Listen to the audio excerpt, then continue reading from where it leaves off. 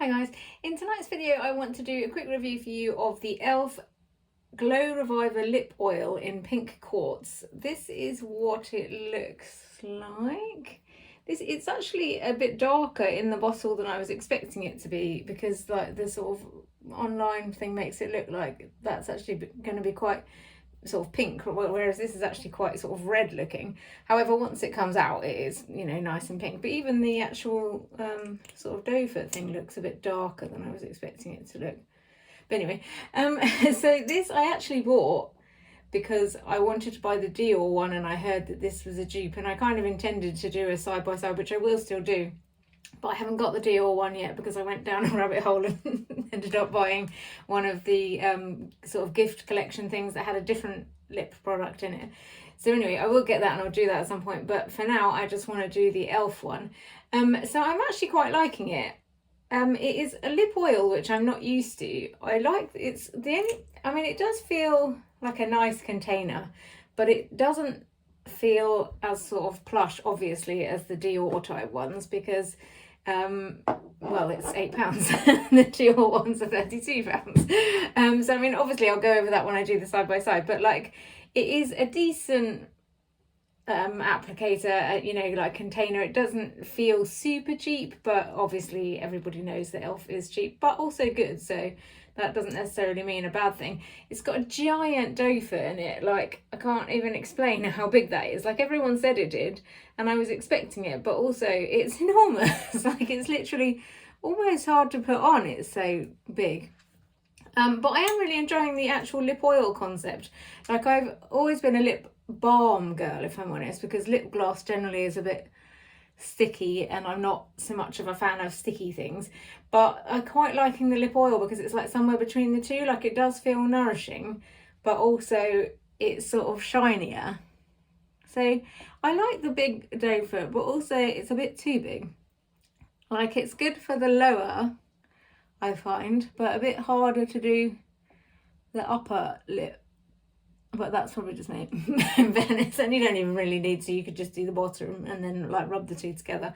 And I like the fact that it appears so far to stay fairly clean. Like, it doesn't get like my foundation or whatever in it, like from putting it on. And it definitely feels nourishing. Like, it doesn't feel sticky at all, really. I don't think. Let's try the hair test. It's a little bit, but I think that's just my hair more than the lip balm. It's like, it certainly doesn't feel sticky, because sometimes when you put things on you feel really sort of conscious of the fact that it's like just sticky basically, and anything you drink out of, you're just going to leave like a trail of stickiness behind you.